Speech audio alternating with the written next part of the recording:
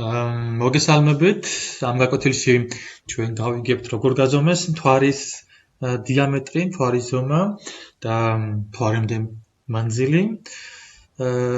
და პირველი ვინც ეს მოახერხა იყო არისტარქე, რომელმაც თითქმის იგივე დროს, როდესაც ერატოსთენემ მოახერხა დედამიწის ზომის გაზომა, თითქმის იგივე დროს, დაახლოებით 240 წელს ქრისტესშობამდე მოახერხა ეს ყველაფერი. და როგორ ქნა მან ეს ყველაფერი?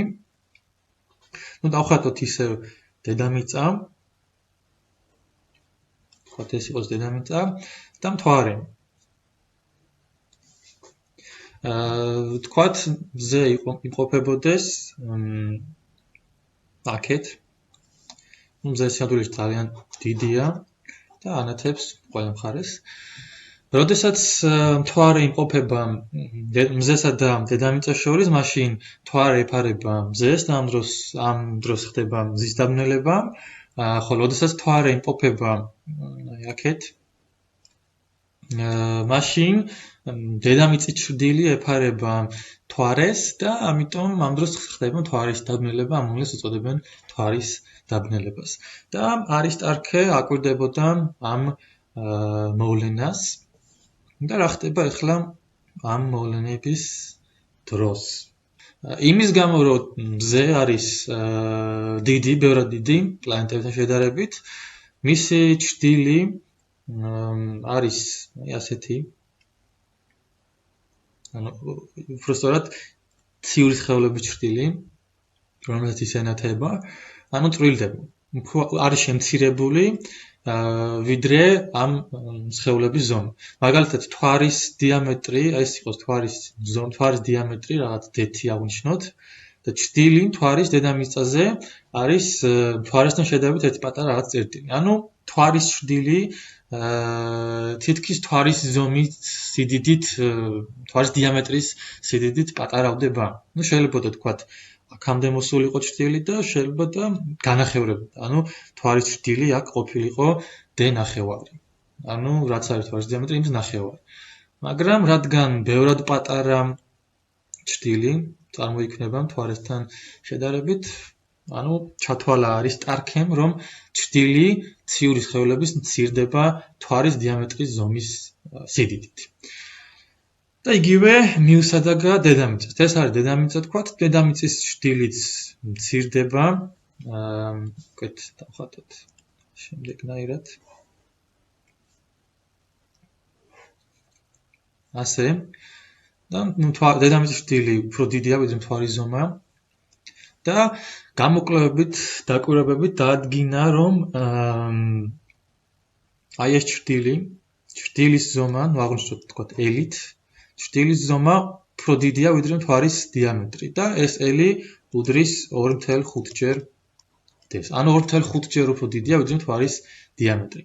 და სინამდვილეში, რადგან ჩათვალა უბრალოდ არისტარქემ ამ ციური სხეულების დიამეტრის ჭრილის სიგრძე მთვარის დიამეტრის ზომის სიგრძით პატარავდება, აი ეს ზომა, რასაც ტიტლით აღნიშნავ, აი ეს ზომა, რაც პატარავდება დედამიწის რეალურ ზომასთან შედარებით მისი ჭრილი, აი ეს ორი წითელი ერთად რო შევკრიბოთ, უნდა იყოს დეს ტოლი.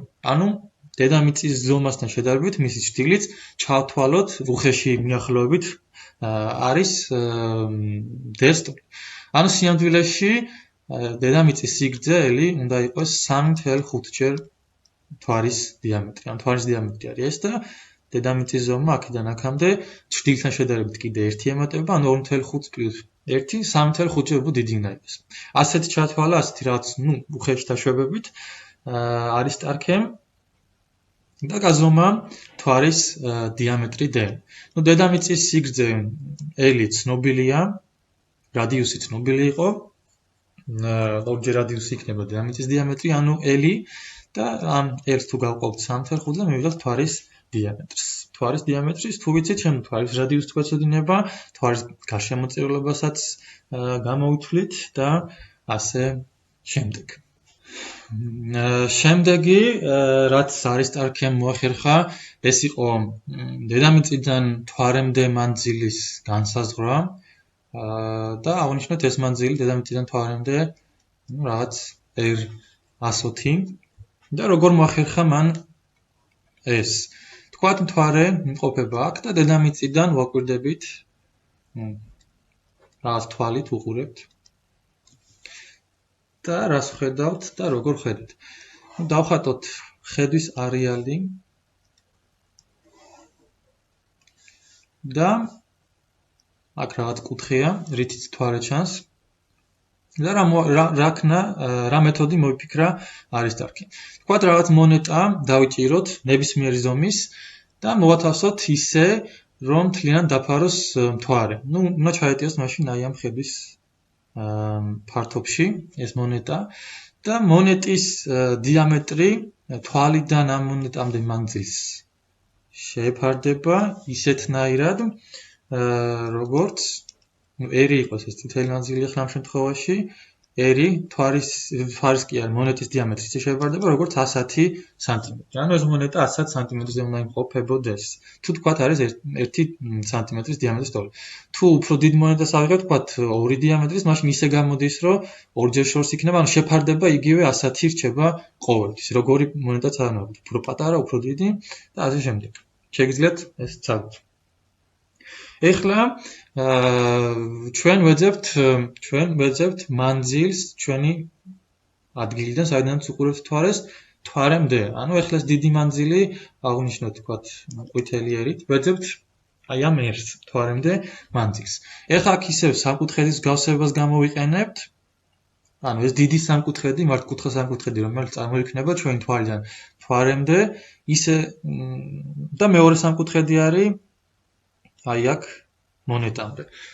ეხლა აქაც ეს ორი სამკუთხედი ერთმანეთის ტოლია და მანძილი დიდი ერი თვარის ისე შეეფარდება ეხლა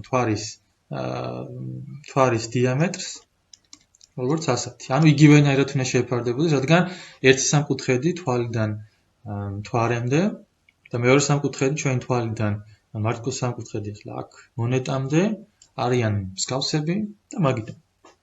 და აქედან თვარის დიამეტრი ვიცით და ეს 110 გამრავლებული აი ამ თვალის დიამეტრზე მივიღებთ რას უდრის მაშინ ეს მანძილი. ნუ დღესდღეობით ცნობილია ეს მანძილი თვარემდე არის დაახლოებით 384,000 კილომეტრი.